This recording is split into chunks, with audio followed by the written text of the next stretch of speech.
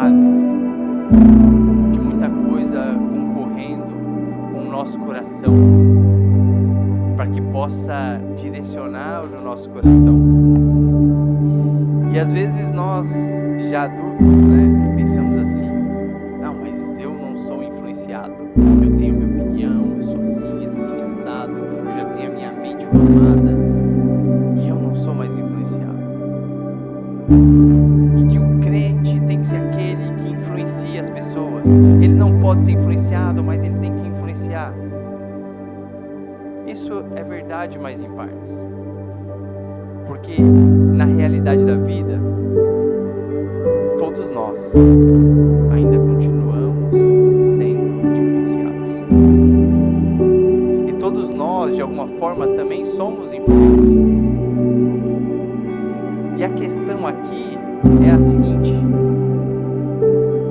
quem nós temos permitido nos influenciar? Ou o que nós temos permitido nos influenciar?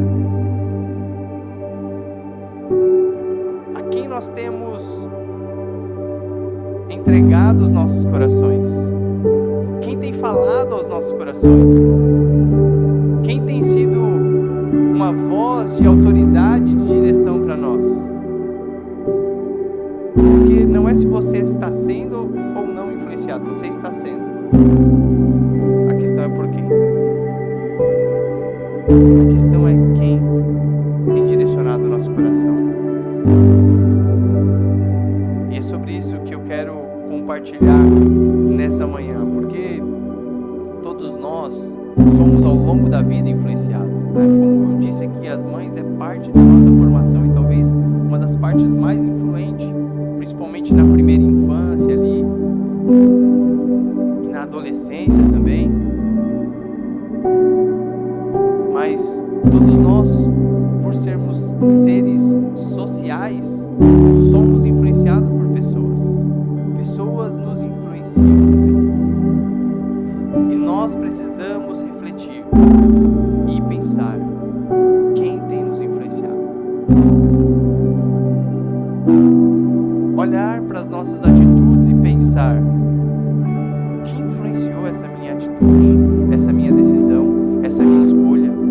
O que está por trás das minhas ações e das minhas decisões? Quem está nos direcionando? E para a gente falar sobre isso, eu quero ler com vocês aí o Salmo 1. Se puder abrir a sua Bíblia aí no Salmo 1. Ele está mais ou menos na metade da Bíblia. Salmo 1. Salmos 1.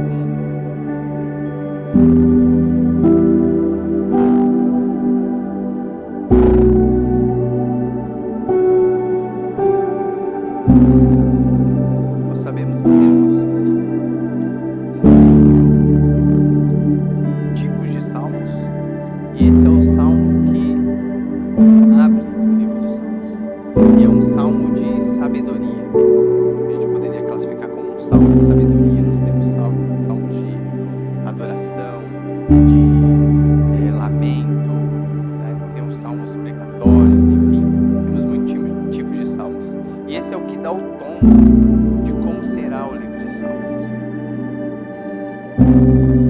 E eu quero ler aqui no verso, nós vamos ler o salmo inteiro, tá?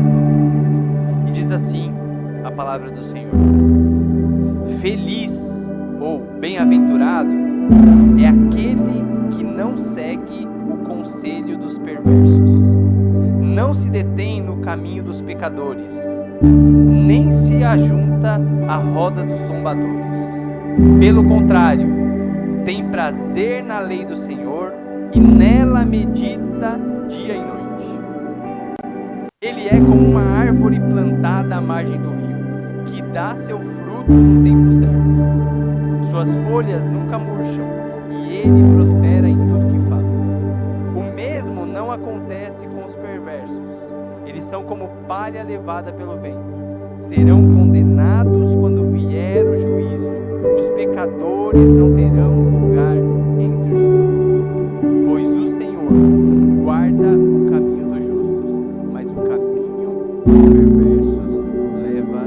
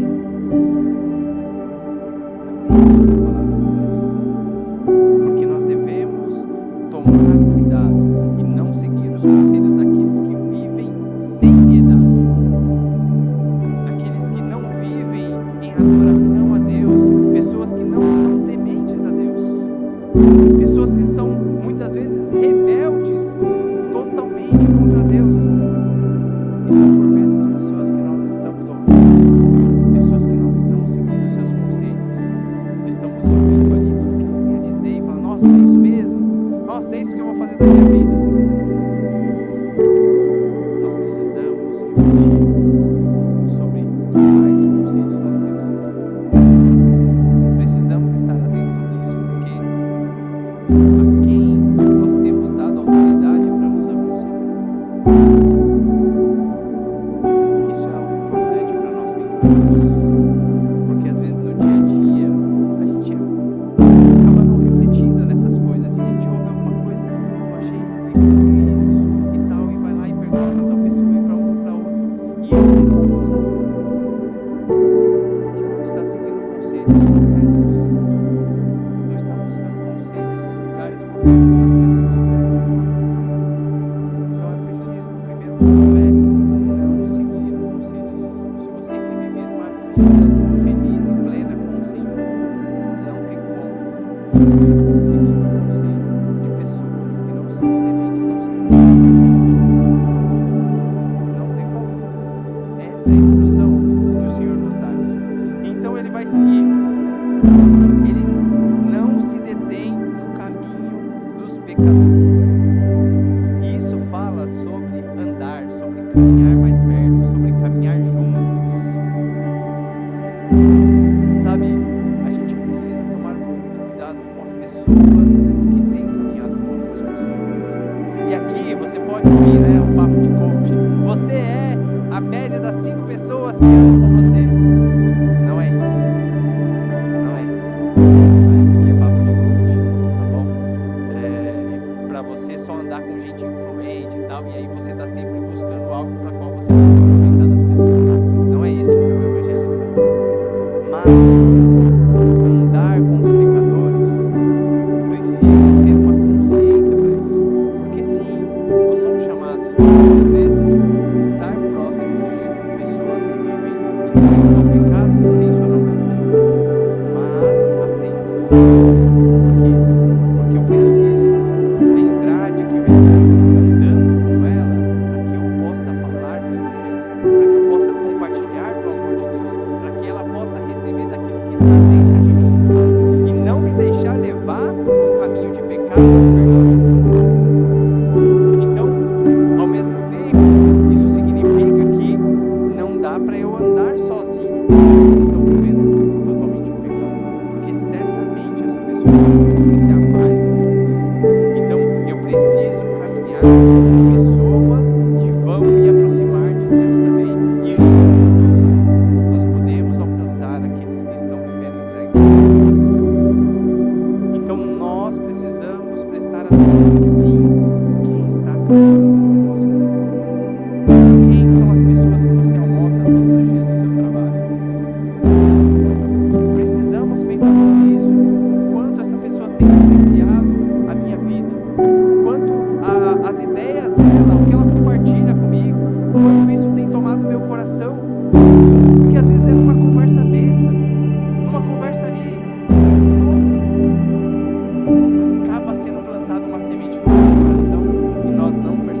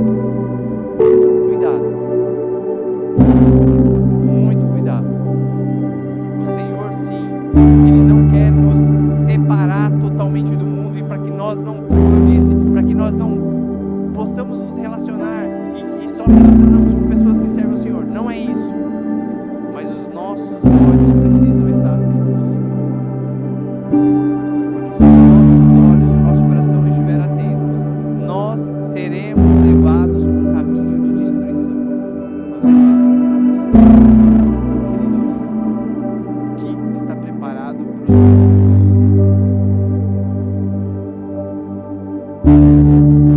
Então nós precisamos primeiro pensar quem está nos aconselhando, com quem estamos andando e com quem estamos sentando, ou seja, com quem estamos compartilhando um pouco mais da vida. E aí ele vai dizer para não fazer isso, mas também ele vai dizer o que nós devemos fazer.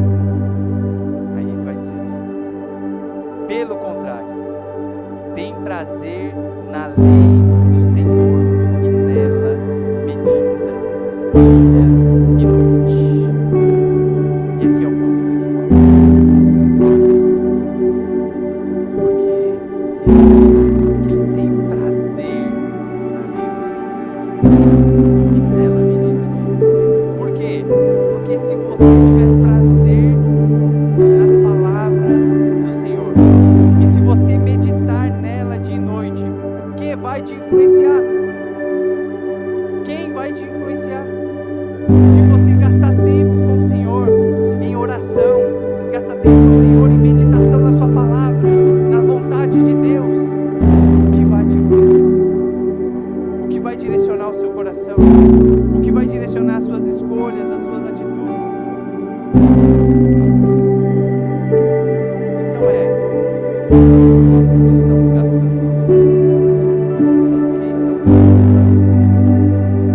O que temos feito dos nossos dias?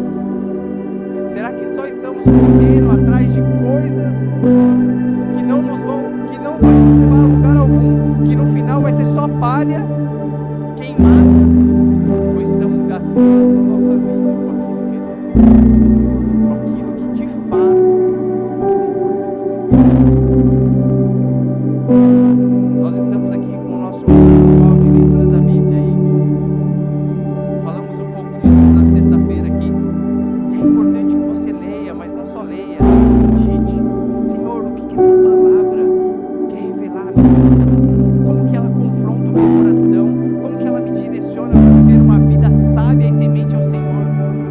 Como que eu posso responder aquilo que o Senhor está falando comigo? Porque refletir, e nós temos perdido a capacidade de reflexão. Vemos uma coisa, daqui a pouco vemos outra, e não refletimos sobre nada. Só consome mais, aí assiste uma coisa, daqui a pouco outra, e não paramos para refletir. Não paramos para meditar. Não paramos para pensar o que o Senhor quer falar comigo através disso. Sabe? Hoje nós temos muito recurso. Nós não teremos desculpa. Diante dele só vai ter: Senhor, eu fiquei você vai falar: nós tivemos um amigo, talvez tenha alguns irmãos, alguns presos em alguns países, que eles devem trabalhar com isso nesse tempo, que a Bíblia é raridade, mas nós não. E aí nós falamos, né, o pastor Dani falou aí um pouco acerca de escatologia, que tem a ver com os últimos dias, ou a questão sobre quando Jesus vai voltar e tudo mais, né? O pastor Dani tem uma leitura e que muitos irmãos têm também, de que Jesus vai arrebatar a sua igreja antes da tribulação. Eu pessoalmente não enxergo assim. Eu creio que a igreja de Jesus Cristo vai enfrentar a tribulação aqui na terra. Mas aqui vem um conselho. Se o pastor Dani e muitos outros irmãos estiverem certos, seremos arrebatados? Eu vou ser arrebatado.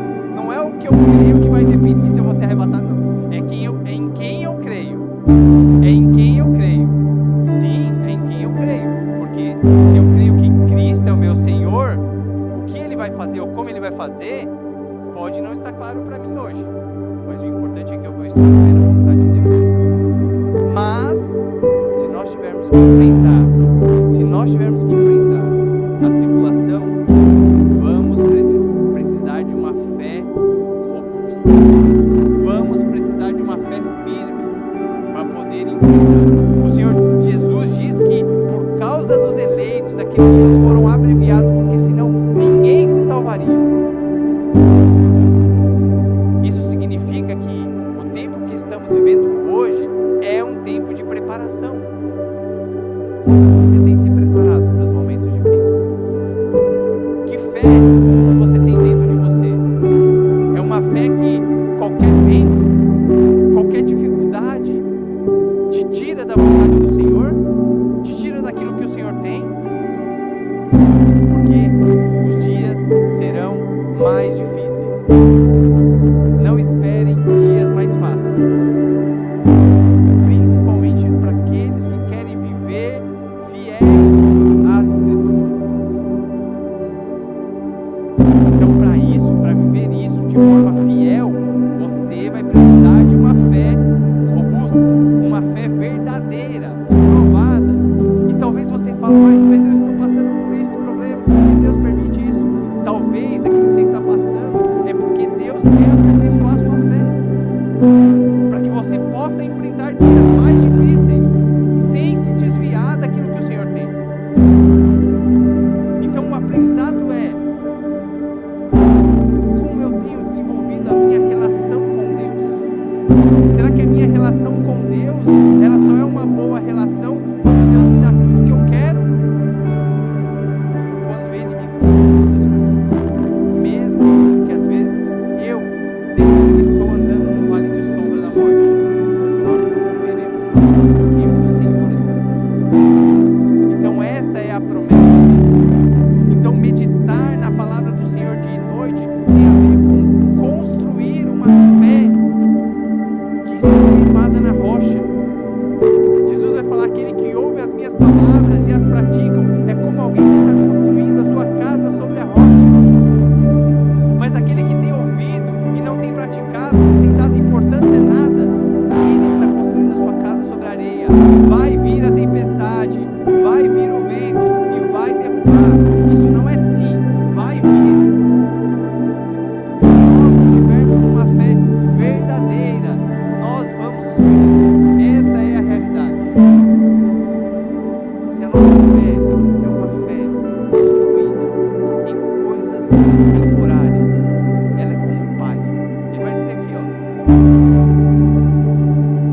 o mesmo não acontecerá com os perversos. Então, aí quem medita na palavra dia e noite, o que vai acontecer com ele? Ele é como uma árvore plantada à margem do rio, que dá o seu fruto no tempo certo. Suas folhas nunca murcham, e ele prospera em tudo que faz. E o mesmo não acontece com os perversos, porque são como palha levada pelo vento, e serão condenados quando vier o juízo. Os pecadores não terão lugar entre os justos.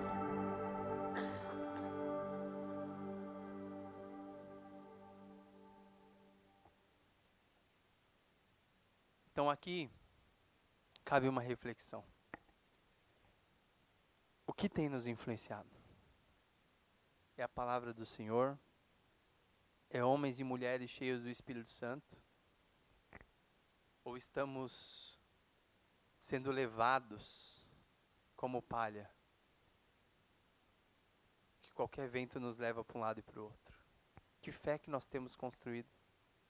E aqui nós vemos, enfim, temos lido aí 1 Samuel, 2 Samuel, 1 Reis e tudo mais, Juízes.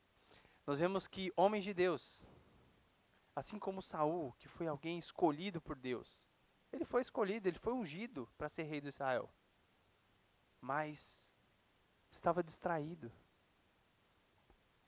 Ele estava lá,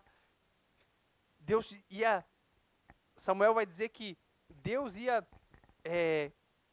tornar o reino dele para sempre. E aí ele, distraído, com medo, o que meus soldados estão indo embora, mas Deus me deu uma palavra, eu tenho que esperar, Samuel vai chegar. E aí ele pega e vai lá, e oferece os sacrifícios, e acende o incenso e tudo mais, e quando ele faz isso, Samuel chega. E aí diz para ele: Saul, o Senhor teria confirmado o seu reino hoje, mas por que você não o obedeceu? porque você estava distraído com um monte de coisa. O Senhor te rejeitou. Nós vemos Davi. Davi é o que o pastor dele falou assim, o homem segundo o coração de Deus. O homem foi lá, era um menino, estava lá no campo, cuidando das ovelhas. O Senhor o escolheu, o tornou rei da nação de Israel. Foi lá, lutou contra o Golias e de forma milagrosa, ou cheia do poder de Deus, ele derrotou Golias, derrotou exércitos e tudo mais. E ele estava construindo um reino poderoso. E aí a Bíblia diz que nos dias que os reis sairiam para a guerra, Davi não foi, ficou no seu palácio. E num momento de distração, num momento de perder a vigilância, ou deixar de vigiar, ele olhou e viu uma mulher de Urias. E aí então, Davi ali,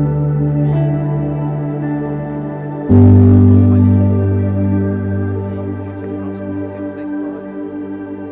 E mais do que isso, depois de cometer ali o adultério com aquela mulher, ele ainda coloca um soldado fiel dele no meio da batalha para morrer.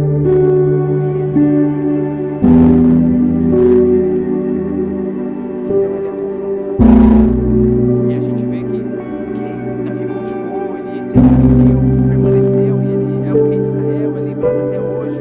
Nós vemos que o impacto disso na sua família, nos seus filhos. Um filho violentou o outro matou o outro irmão. Um dos seus filhos, por um tempo, tomou o trono dele. Estava distraído. Salomão, o homem mais sábio da terra, começou a construir um reino, e ele era um tempo de paz e de prosperidade, e ele se distraiu com suas muitas mulheres, constrói templos para os deuses dela. Então, no fim da sua vida, ele agora está adorando outros deuses, porque se distraiu.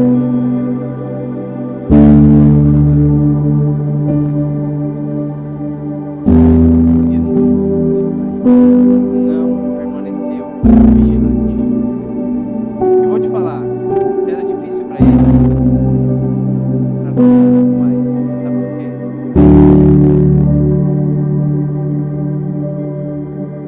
Nós não conseguimos passar um tempo de culto que nós dizemos, nós estamos adorando ao Senhor e cultuando ao Senhor, sem conseguir olhar as mensagens do WhatsApp, sem conseguir abrir o Instagram, sem conseguir focar naquilo que nós dissemos que viemos fazer aqui.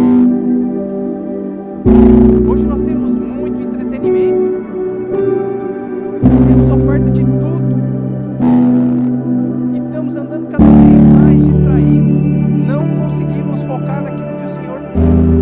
Tudo nos distrai, tudo nos tira da vontade do Senhor, qualquer coisa nos leva para fora da vontade do Senhor, porque andamos distraídos. É uma mensagem que chega, uma postagem, aí abre uma postagem e vê, nossa, essa pessoa fez isso, não me convidou, nossa, e aí já vem a inveja, aí vem um monte de coisa no nosso coração, e às vezes nós estamos fazendo isso no momento que nós separamos para cultuar o Senhor. Nós precisamos estar atentos com as distrações, porque às vezes a gente acha que o problema da nossa vida é o pecado, ou é só o pecado, né? O adultério, é o vício, enfim, é isso e aquilo outro. E às vezes até as coisas permitidas têm o poder de nos tirar da vontade de Deus, porque isso nos justifica. Eu quero encerrar, eu quero ler aqui Lucas 14 para a gente encerrar. Lucas 14, do verso 15. Diz assim: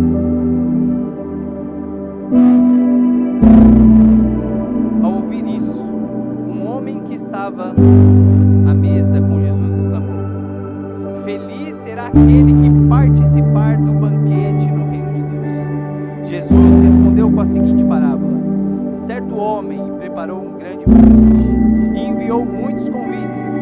Quando estava tudo pronto, mandou o seu servo dizer aos convidados: venham, o banquete está pronto. Mas todos eles deram desculpas. Um disse: acabei de comprar um campo e preciso inspecioná-lo. Peço-me desculpa. Outro disse: acabei de comprar 5 juntas de bois e quero experimentá-las. Sinto muito. Ainda outro disse: acabei de me casar e não posso ir. O servo voltou e informou o seu senhor o que tinha dito. Ele ficou furioso e ordenou: vá depressa pelas ruas e becos da cidade e convide os pobres, os aleijados, os cegos e os mancos. Depois de cumprir essa ordem, o servo informou: ainda há lugares para mais gente. Então o Senhor disse: vá pelas estradas do campo e junto às cercas, entre as videiras, e insista com todos que encontrar para que venham, de modo que a minha casa fique cheia. Pois nenhum dos que antes foram convidados provará do meu banquete. Todos esses tinham desculpas plausíveis. Mas as nossas desculpas plausíveis não serão suficientes diante de Deus. Se você continuar lendo essa passagem aqui, você vai ver que Jesus vai falar acerca do custo de caminhar com Ele. Para você calcular se você está disposto a pagar o preço. Ele vai dizer que todo aquele que me segue e não toma sua cruz não é digno de mim. A vida de adoração ao Senhor e de caminhar com o Senhor é sim uma vida de negar a nós mesmos. É uma vida de, às vezes, de negar coisas permitidas, mas que não é o tempo, porque não convém. Não tem a ver com pode ou não pode, é proibido ou não é proibido. Tem a ver com isso é a vontade do Senhor para mim? E não só se é a vontade do Senhor para mim nesse tempo? Ou será que eu estou andando fora do tempo do que Deus tem para mim? Porque esse era o tempo de ir para o banquete. Não era o tempo de trabalhar, não era o tempo de cuidar das suas terras, não era o tempo de desfrutar naquele momento, porque tinha acabado de casar. Era o tempo de estar no banquete para o qual eu estava sendo convidado. Talvez isso aqui era para depois. E se você perder o banquete que o Senhor está preparando, você não vai ter mais nada. A nossa fé não está ancorada apenas naquilo que vamos viver nessa vida, mas naquilo que viveremos na eternidade. Porque se a nossa fé é só apenas para essa vida, Paulo vai dizer que nós somos os mais miseráveis de todos os homens. Então nós estamos focados não apenas nessa vida, mas numa vida eterna com Deus, desfrutando da sua presença, da sua glória, onde não haverá mais choro, não haverá mais